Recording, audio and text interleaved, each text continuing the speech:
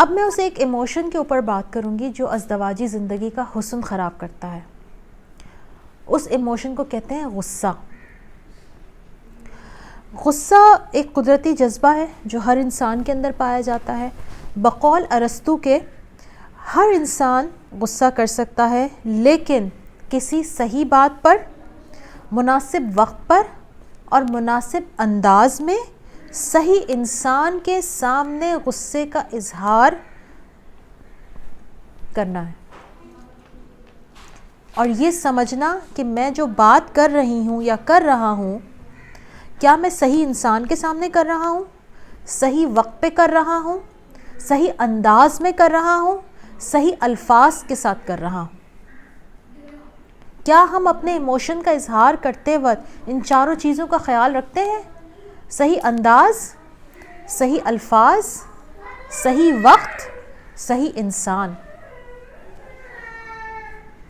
اس میں ہمیں سمجھنا ہے کہ ہم کہاں پر جو ہے وہ مسٹیک کر رہے ہیں. دیکھیں، غصے پر قابو نہ پانا جو ہے نا، وہ شادی شدہ زندگی کا حسن خراب کرتا ہے. ایک شخص جو غصہ کرتا ہے، اس کی وجہ سے دوسرے شخص کی بھی سائیکالوجی ڈسٹرب ہوتی ہے، اس کی ذہنی صحت ڈسٹرب ہوتی ہے. وہ ایک شخص خود اپنے اندر بہت غصے کا شکار ہوتا ہے، وہ دوسرے کو بھی غصے کا شکار کرتا ہے. اس کی وجہ سے ایک گھر کا ماحول خراب ہو سکتا ہے. آپ کے بچے اس رویے کو آپٹ کر سکتے ہیں جو پیرنٹس غصے میں چیختے ہیں، چلاتے ہیں ایک دوسرے کے اوپر، توڑ پھوڑ کرتے ہیں، دروازے پٹکتے ہیں. جب وہ رویے بچوں کے سامنے کیے جائیں تو وہ رویے بہت گھر کا ماحول نہ صرف تکلیف دہ کرتے ہیں بلکہ بچوں کی سائیکالوجی کو بھی خراب کرتے ہیں. اب سوال یہ پیدا ہوتا ہے کہ غصے کو کیسے ڈیل کیا جائے، کیسے ہینڈل کیا جائے.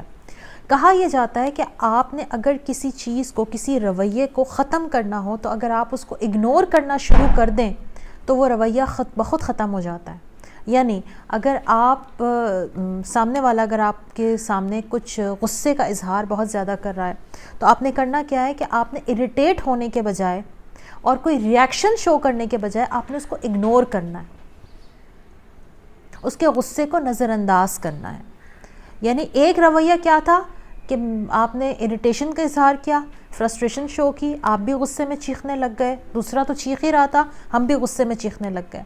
دوسرا رویہ کیا تھا کہ آپ نے اگنور کیا. اچھا، ہو سکتا ہے آپ میں سے کسی کے ذہن میں سوال ہو کہ جب ہم اگنور کرتے ہیں تو اس کا الٹیمیٹ نتیجہ کیا ہوتا ہے کہ جی وہ سامنے والا یہ سمجھتا ہے کہ ہم اس کو اگنور کر رہے ہیں اور ہم اس کی بات کو اہمیت نہیں دے رہے. اس سے وہ اور زیادہ چڑھتا ہے اور مزید غصہ کرتا ہے.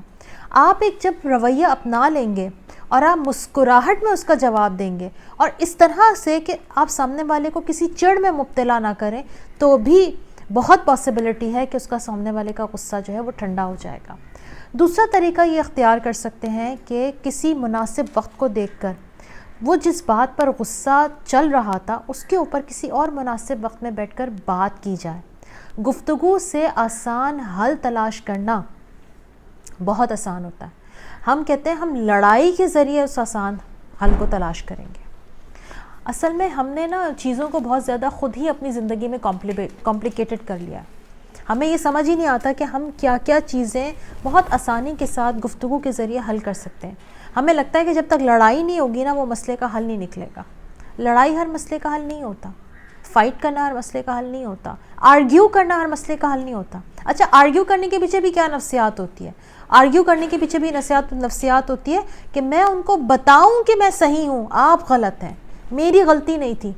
ایک بات ہمیشہ یاد رکھیں، اگر آپ کی غلطی نہیں تھی نا تو یہ بات اللہ تعالیٰ کبھی نہ کبھی ثابت کر دے گا کہ آپ کی غلطی نہیں تھی.